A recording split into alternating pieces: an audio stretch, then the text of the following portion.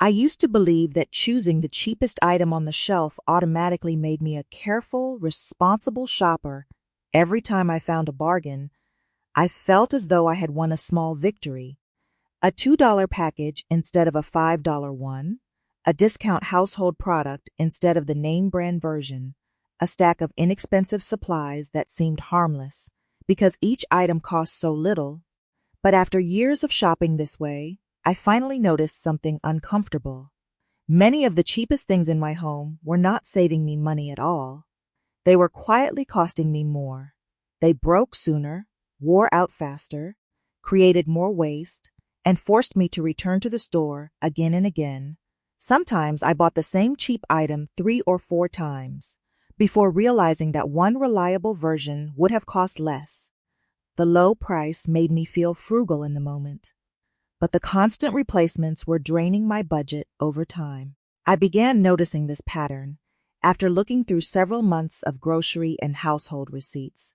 I was trying to understand why my spending kept increasing.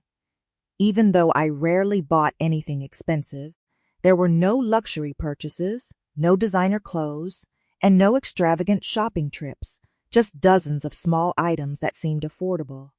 When I added them together, however, they were not small anymore. That was when I learned one of the most important lessons about saving money. Cheap and frugal are not the same thing. Cheap means paying the lowest price today. Frugal means considering what something will cost you over its entire life. A frugal purchase saves money after weeks, months, or even years. A cheap purchase may only save money for a few minutes at the checkout counter. The first thing I stopped buying was the thinnest bargain paper towels. I used to pick the largest looking package with the lowest price, believing I was getting more for my money. But those paper towels were so weak that one sheet was almost useless. A small spill required 3 or 4 sheets. Cleaning grease from the stove sometimes required half a roll, and if the towel became too wet, it would tear apart in my hands and leave little pieces of paper across the counter. I was buying paper towels frequently, yet I never questioned why they disappeared so quickly. I blamed the household, the messes, and even myself for using too many. Eventually, I realized that the product was designed in a way that made me use more. The package was inexpensive, but the cost per cleaning job was surprisingly high. Instead of continuing that cycle, I cut several old cotton towels into smaller cleaning cloths. I kept a basket of them under the kitchen sink. One group was used for counters and tables, another for floors and dirtier jobs. After using them, I washed them with the regular laundry. I still kept one roll of stronger paper towels for situations involving raw meat, grease, or anything I did not want in the washing machine. But a single roll began lasting for weeks instead of days. This simple change saved more than I expected, but it also changed the way I viewed disposable products. When something is designed to be used once and thrown away, the price may look tiny, but you are agreeing to pay that tiny price repeatedly forever. The second thing I stopped buying was dollar store trash bags. These looked like an obvious bargain. The box cost very little, and a trash bag did not seem important enough to spend more money on. After all, its only purpose was to hold garbage for a short time, but that short time often became a frustrating mess. The bags were thin, the seams split easily, and sharp corners from food packages tore through the sides. Sometimes I lifted a full bag from the kitchen bin only to have the bottom open, sending trash across the floor. Other times the bag leaked on the way to the outdoor container. I began double bagging anything heavy because I did not trust a single bag to survive. That meant a box of 40 bags was not truly 40 bags. If I used 2 at a time, it was closer to 20, and when I included the cleaning supplies needed after a leak, the bargain disappeared completely. I finally bought a box of stronger bags and noticed that I used fewer of them. They held more, they did not need to be doubled, and I did not have to clean the trash can every few days because of leaks. The price on the box was higher, but the monthly cost was lower. That became my new rule. I stopped asking, which item is cheapest? And started asking, Which item will do the job properly with the least waste? Because the lowest price is not always the lowest cost. Sometimes the cheapest product on the shelf becomes the most expensive one you can bring home. Once I understood how often weak paper towels and flimsy trash bags were forcing me to buy the same products again, I started looking more carefully at the kitchen, because that was where many of my so-called bargains were hiding. None of them seemed expensive by themselves, a few dollars here, a few dollars there, but I bought them so regularly that they became permanent leaks in my budget. The first kitchen habit I changed was buying pre-cut fruits and vegetables. I used to tell myself that bags of chopped lettuce, sliced melon, peeled carrots, and ready-to-cook vegetables helped me eat better. They looked clean, organized, and convenient, and when I was tired after a long day, opening a package felt much easier than washing and cutting everything myself. But convenience came with a much higher price. A whole melon might cost less than a small container of sliced melon. A bunch of carrots could provide several meals, while a bag of baby carrots disappeared in a day or two. Even worse, pre-cut produce often spoiled faster. Once fruits and vegetables are cut, they begin losing freshness, and I frequently discovered slimy lettuce or dried-out vegetables hiding in the back of the refrigerator. Throwing away food is one of the fastest ways to turn a cheap purchase into an expensive one, so I started buying whole produce again. I chose vegetables that could be used in several meals, and once or twice a week, I spent about 20 minutes washing and cutting what I needed. I stored the pieces in clear containers, so I could see them easily. This gave me almost the same convenience as pre-cut food without paying the extra cost. And because I prepared only what I could realistically eat, much less ended up in the trash. The next thing I stopped buying was cheap nonstick cookware. For years, I thought frying pans were simply items that needed to be replaced regularly. I bought inexpensive pans because I could not understand why anyone would pay more for something used to cook eggs or vegetables. But within a few months, the handles became loose, the bottoms warped, food heated unevenly, and the coating began to scratch or peel. Once that happened, I no longer felt comfortable using the pan, so I threw it away and bought another cheap one. I repeated this cycle so many times that I could have purchased one dependable pan for less than the total amount I spent on replacements. Eventually, I bought a sturdy stainless steel skillet and learned how to use it properly. I allowed it to warm before adding food, used a reasonable amount of oil, and cleaned it without harsh tools. It took a little practice, but the pan became more useful with time instead of less useful. I also added a cast iron pan for certain meals, and although it required basic care, I knew it could last for decades. That purchase taught me that durability is a form of saving money. The third kitchen item I stopped buying was bottled salad dressing. I used to purchase different flavors because each bottle seemed inexpensive: ranch for one meal, Italian dressing for another, a sweet dressing for a special salad. Before long, the refrigerator door was crowded with half-empty bottles. Some were used only once or twice. Others expired before I finished them, and several contained ingredients I already had in my pantry. One evening, instead of buying another bottle, I mixed olive oil, vinegar, mustard, salt, pepper, and a small amount of honey in a jar. I shook it for a few seconds, and the dressing was ready. It tasted fresher than the bottled version, and I could make only the amount I needed. Later, I tried lemon juice, dried herbs, garlic, yogurt, and other simple ingredients. I realized that most dressings were not complicated recipes. They were basic pantry ingredients sold in convenient packaging.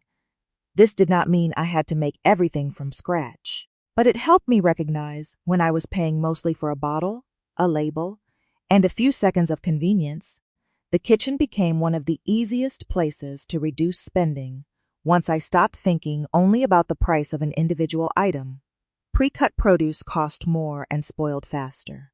Cheap pans required constant replacement, and bottled dressings created waste. None of these purchases looked dangerous to my budget, but repeated week after week They were costing far more than I realized. Saving money did not require giving up good food or spending all day cooking. It simply required choosing products that lasted longer, wasting less, and doing a few small tasks myself. After changing the way I shopped for kitchen products, I began looking at my closet and bathroom, and that was when I discovered another expensive habit hiding behind low prices.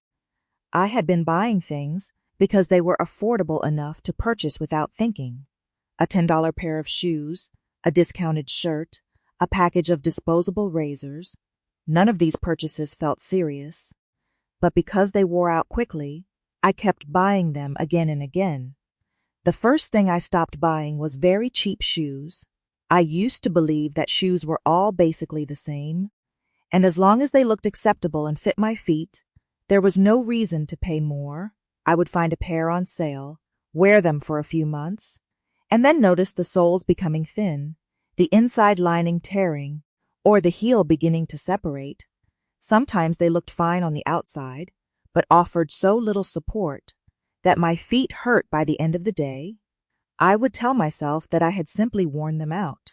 Then I would return to the store and buy another inexpensive pair. When I finally added up how many pairs I had replaced in 1 year, I realized I was not saving money. I was paying repeatedly for discomfort, poor quality, and short-term use. I decided to buy fewer shoes and choose them more carefully. I looked for solid stitching, comfortable support, and materials that could handle regular wear. I also began rotating my shoes instead of wearing the same pair every day, which helped each pair last longer. The initial price was higher, but the cost per wear was much lower, and I no longer had to replace shoes every season. This experience taught me that the real value of clothing is not the price on the tag. It is how many times you can use it before it becomes useless. The next thing I stopped buying was trendy bargain clothing. These were the shirts, sweaters, and pants that looked exciting under bright store lights and seemed impossible to resist. Because they were so cheap, I often bought them without considering whether they matched anything I already owned.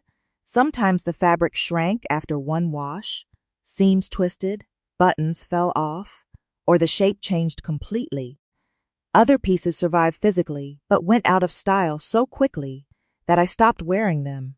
After only a few months, my closet became crowded, yet I still felt as though I had nothing reliable to wear. I slowly began replacing this habit with a smaller wardrobe of simple, versatile pieces. I chose colors that worked together, fabrics that felt durable, and styles I could wear in more than one season. I also started repairing small problems instead of treating them as a reason to shop. Sewing on a loose button took only a few minutes. Fixing a small seam was easier than buying another shirt, and learning these basic repairs made me appreciate what I already owned. I discovered that owning fewer clothes did not make me feel deprived. It made getting dressed easier, because almost everything in the closet had a purpose. The third thing I stopped buying was disposable razors. Each package seemed inexpensive, but the blades became dull quickly. The plastic handles were uncomfortable, and I often used a razor longer than I should have because I did not want to open another one. Then when the package was empty, I bought the same thing again.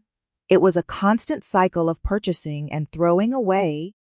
I switched to a reusable handle with replaceable blades, and I began taking better care of the blade by rinsing it thoroughly and allowing it to dry instead of leaving it in a wet shower. This helped each blade last longer, reduced waste, and made shaving more comfortable. The savings were not dramatic after 1 week, but over several months, the difference became obvious. These changes made me realize how often low prices encourage careless buying. When an item costs very little, we do not always stop to ask whether we truly need it, whether it will last, or whether we already own something similar. Cheap shoes, bargain clothing, and disposable razors all seemed harmless, but together they created clutter, repeated spending, and frustration. Now I would rather own one dependable item that I use often than 5 disappointing items that need to be replaced. Because buying less is not about denying yourself. It is about refusing to pay over and over for things that were never built to last. Once I began paying attention to how often I was replacing cheap clothing and personal care products, I turned to another part of the house that had quietly become crowded with unnecessary spending: the cleaning cabinet. For years, I believed that every surface needed its own special product. One spray for glass, another for the bathroom, another for the kitchen counters, another for stainless steel, another for the floor, and still another for removing grease. Each bottle was inexpensive enough to seem harmless, but together they took up an entire shelf, and many of them were used only a few times before being forgotten. The next thing I stopped buying was single-purpose cleaning sprays. I had bottles hidden under sinks, behind buckets, and in the back of cabinets. Some were nearly full. Others had broken spray nozzles, and several had been sitting there so long that I could no longer remember why I bought them. Whenever I saw a new product promising to make one particular job easier, I was tempted to add it to the collection. The price was usually only a few dollars, but those few dollars multiplied quickly, and the result was not a cleaner home. It was more clutter, more plastic, and more products to replace. I eventually simplified my routine and began using only a small number of cleaners that could handle several jobs. A mild multi-purpose cleaner worked for many washable surfaces. Dish soap handled more grease than I had realized, and a proper glass cleaner lasted much longer when I used it only where it was truly needed. I also learned to read surface care instructions. Instead of assuming that stronger products were always better, this helped protect furniture, appliances, and countertops from damage. Because damaging an expensive surface with the wrong cleaner is one of the most costly mistakes a person can make, I kept the routine simple and safe, and I never mixed cleaning chemicals, especially products such as bleach and ammonia, because saving money is never worth risking your health. After reducing the number of bottles I owned, cleaning became easier. I knew exactly which product to reach for. I could see when supplies were running low, and I stopped buying duplicates simply because I had forgotten what was already in the cabinet. The next thing I stopped buying was packages of very cheap sponges and scrubbers. These often looked like a bargain because several came in one pack, but after only a few uses, they flattened, tore, developed an unpleasant smell, or lost their rough surface. I found myself replacing them constantly, and because they were cheap, I did not take care of them. I left them wet in the sink, used them for jobs they were not designed to handle, and threw them away as soon as they became inconvenient. I switched to a smaller number of more durable cleaning tools. I bought a sturdy dish brush with replaceable heads, several washable cloths, and a reusable scrubber that could be cleaned and dried between uses. I also began assigning different cloths to different areas of the home: one group for the kitchen, one for the bathroom, and another for dusting and general cleaning. This made the system more hygienic and helped the cloths last longer. After use, I rinsed them properly, allowed them to dry, and washed them regularly. These small habits extended their life and reduced the number of cleaning supplies I needed to buy. What surprised me most was that the more I simplified, the cleaner the house seemed to become. When the cabinet had been overflowing with products, I often felt overwhelmed and postponed cleaning because choosing the right bottle felt like one more decision. With fewer supplies, the routine became faster and more consistent. I also stopped believing that a product had to be complicated or highly specialized to work well. Sometimes companies create a separate cleaner for every imaginable task because selling 5 bottles is more profitable than selling one useful product. The same idea applies to disposable cleaning tools. A low price can make constant replacement feel normal, even when a washable or refillable alternative would cost less over time. This part of my spending was never about one large mistake. It was about dozens of tiny purchases that entered the house unnoticed. A new spray, another sponge, a different scrubber, each one promised convenience. but together they created clutter and repeated expense. Now, before buying any cleaning product, I ask whether something I already own can do the same job, whether the new product will actually be used regularly, and whether it will last long enough to justify the space it takes up. Because a simple cleaning routine does more than save money, it saves time, reduces waste, and makes the home easier to manage. By the time I reached the fifth part of this experiment, I had already stopped buying several products that looked inexpensive but failed quickly, created waste, or encouraged me to spend more than I realized. But the next two items taught me something different. Sometimes the problem is not poor quality, sometimes it is frequency. A purchase can seem harmless because it costs only $1 or $2, but when you repeat it every day or every week, that small expense becomes one of the most reliable ways to drain a budget. The 11th thing I stopped buying was individual bottles of water. I used to pick up a case at the grocery store because it felt practical. The price per bottle appeared tiny, and having cold water ready to grab seemed worth the convenience. I kept bottles in the refrigerator, in the car, and near the front door, and because they were always available, I rarely thought about how quickly I was using them. Sometimes I opened a bottle, drank only half, placed it somewhere, and later opened another because I could not remember which one was mine. Other bottles were left in the car, forgotten in bags, or thrown away before they were completely empty. None of this seemed serious until I looked at how many cases I was buying each month. The cost was not just the water. I was also paying for the bottle, the label, the packaging, the transportation, and the convenience of having someone portion it for me. Once I multiplied that expense across an entire year, the total surprised me. So I bought a sturdy, refillable bottle and began keeping it in the same place every day. I filled it before leaving the house, washed it each evening, and refilled it from safe tap water or a basic filter when needed. I still kept a few bottled waters for emergencies, travel, or guests, but they stopped being an everyday purchase. This one change saved money, reduced plastic waste, and saved me from carrying heavy cases from the store. More importantly, it changed the way I thought about convenience. Convenience is useful when it solves a real problem, but it becomes expensive when it replaces a task that takes only a few seconds. The 12th thing I stopped buying was single-serving snacks, small bags of chips, individual cracker packs, fruit cups, tiny cookie packages, and snack-size boxes all seemed affordable. And I liked the idea of having something ready to grab. The packaging made the portions feel controlled and organized. But when I compared the price per ounce with larger packages, I realized I was paying much more for less food. I was not buying a better product. I was mostly buying smaller wrappers. The problem became even worse because these snacks disappeared quickly. A large box of individually wrapped portions looked like a generous supply.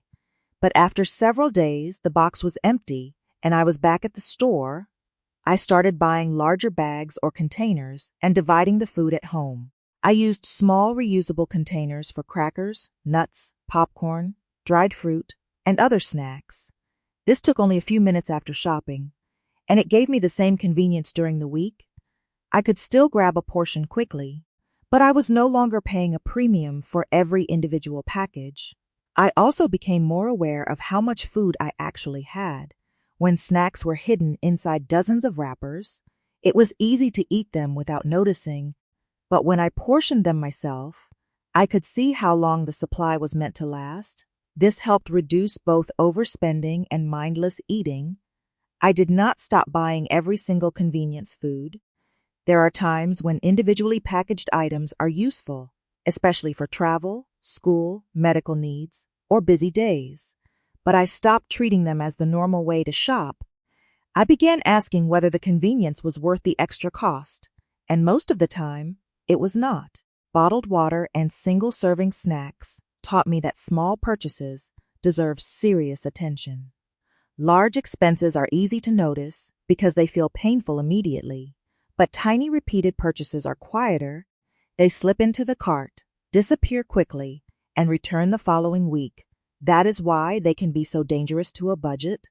They do not feel like financial decisions. They feel like habits, and habits continue until we deliberately examine them. Once I replaced these two habits, I did not feel deprived. I still drank water. I still enjoyed snacks, but I stopped paying extra for packaging and convenience that I could easily provide for myself. After removing these 12 purchases from my regular shopping routine, I began to understand that saving money was not really about becoming stricter, buying nothing, or choosing the most expensive version of every product. It was about learning to recognize value, because an expensive item can waste money just as easily as a cheap one if it is unnecessary, poorly chosen, or rarely used. The goal was not to spend more. The goal was to stop paying repeatedly for things that failed, spoiled, created clutter, or offered convenience I did not truly need. The biggest change was that I stopped judging a purchase by the price printed on the shelf. Instead, I began thinking about the cost per use. A $20 item used hundreds of times could be far cheaper than a $5 item replaced every month. A whole vegetable that required a few minutes of preparation could be a better value than a smaller pre-cut package that spoiled before I finished it. A washable cloth could cost more than one sheet of paper towel, but it could be used again and again for years. Before placing anything in my cart, I now ask myself a few simple questions. How often will I use this? How long is it likely to last? Can it be repaired, washed, refilled, or reused? Do I already own something that performs the same job? Am I paying for the actual product, or am I mostly paying for packaging and convenience? And most importantly, will choosing the cheapest option force me to buy the same thing again? Very soon, these questions slowed down my shopping just enough to prevent many unnecessary purchases. I stopped automatically reaching for the largest bargain package. Because a bargain is not useful if half of it expires, breaks, or ends up in the trash. I also stopped stocking up simply because something was on sale. A discounted item still wastes money if I do not need it, use it, or enjoy it. The results did not appear overnight. There was no single week when my grocery bill suddenly dropped by hundreds of dollars. The savings arrived quietly. One package of paper towels lasted longer. One box of trash bags did not need to be replaced as quickly. Fewer vegetables spoiled in the refrigerator. I stopped buying pans, shoes, and clothing. Every few months, the cleaning cabinet stayed organized, and bottled water and small snack packages no longer appeared on every receipt. Over time, those small changes began adding up, but the financial savings were only part of the benefit. My home became less cluttered because fewer disposable and single-purpose products were entering it. Shopping trips became faster because I knew exactly what I needed. I spent less time replacing broken items, searching through crowded cabinets, and feeling frustrated by products that did not work properly. I also began to appreciate the things I owned more. When I chose an item carefully, cared for it, and expected it to last, it stopped feeling disposable. I cleaned my cookware properly, repaired clothing when possible, dried reusable tools after washing them, and stored products in ways that extended their life. Good shopping habits and good maintenance habits began working together. Of course, there are still times when the cheapest option makes sense. Sometimes a simple, low-cost product performs perfectly well, and sometimes convenience is worth paying for, especially during illness, travel, busy seasons, or difficult weeks. Frugality should make life easier, not turn every small purchase into a source of guilt. The important thing is to make the choice deliberately. Instead of buying out of habit, I no longer feel proud simply because I found the lowest price. I feel proud when I buy something useful, use it completely, and avoid replacing it unnecessarily. Real frugality is not about filling a cart with bargains. It is about keeping more of your money by buying fewer things and choosing them more carefully. The 12 cheap things I stopped buying taught me that the price tag tells only the beginning of the story. The true cost appears later, in replacements, waste, clutter, inconvenience, and repeated trips to the stores. Sometimes paying slightly more once saves you from paying a little less forever. Now, I would love to know, what cheap item have you stopped buying because it was secretly costing you more? Share your experience in the comments, because your lesson may help someone else avoid the same mistake.